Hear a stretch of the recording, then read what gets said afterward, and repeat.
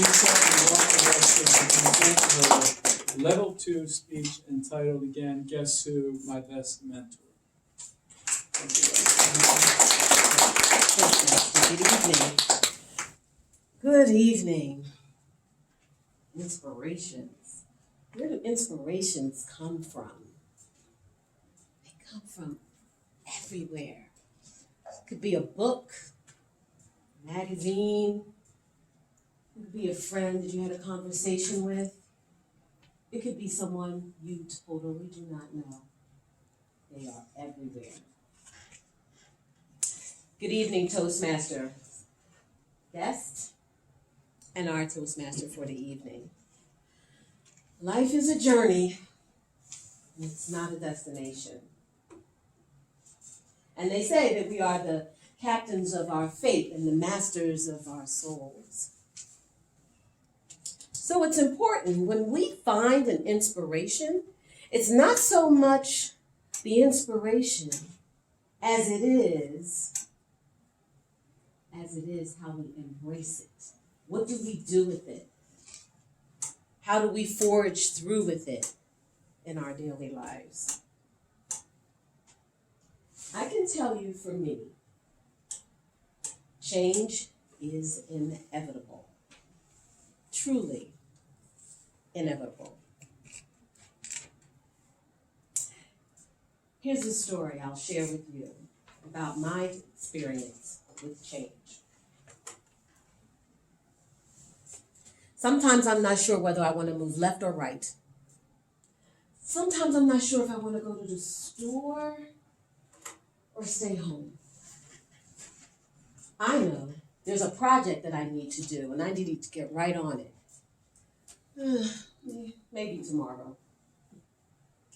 One thing about me is that every single moment of my life, all of those choices that I've made have brought me here. Right here and now, in front of you. And I don't know where I'm going to go next. I have no idea. I know where I'd like to go. I know where I'd like to be.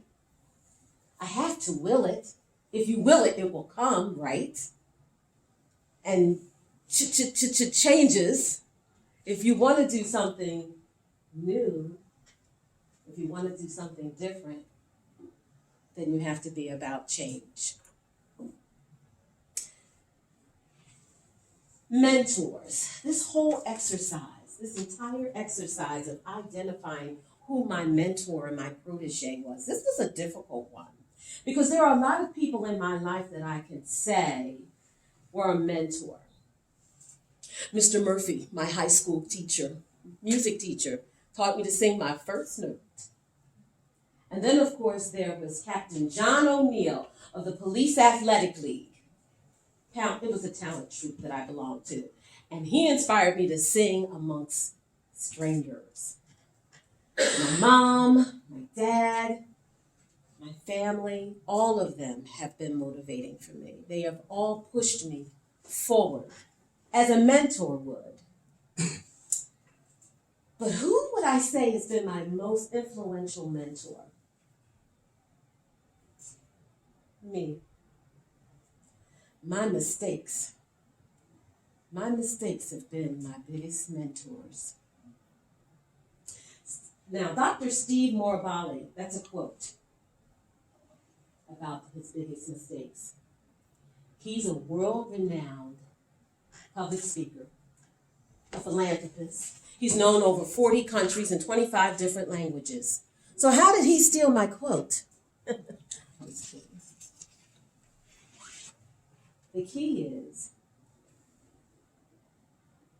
mistakes, failures, indiscretions have brought me where I'm here today, right here in this very spot. My failures have shown me that it's important to be vulnerable, to be courageous, to be steadfast, but at the same time, pursue happiness. True story. I lost my home. When I purchased my home, I knew I couldn't afford it. And everybody told me, even my husband, I said, I don't think this is a good move for you. but I listened to everybody else. And I did it. I bought my home. And unfortunately, I had to sell. But guess what? It was the perfect time, because later I found myself with my mother, living with my mother, battling a disease that we know now as a debilitating dementia. Her battle and my journey collided, but it brought me here. Not bad. I failed up, because failure brought me forward to tell my story. I tell my daughter that every day. Fail up. Dr. Steve Morbalis, they told him the same thing. They said that he had a learning disability. The man's a social phenomenon.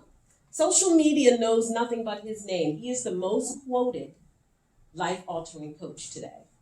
So I'm sure if you would ask him if he were to be in this position, he would probably say, well, I don't know, I don't think so. I think I'm in good company. What do you think? My lesson and my tip for you is, when you're looking for your mentors, they can be in the most seemingly and unlikely of places. It can be from a person. It can be from a thing. It can be from a mistake. Mr. Toastmaster.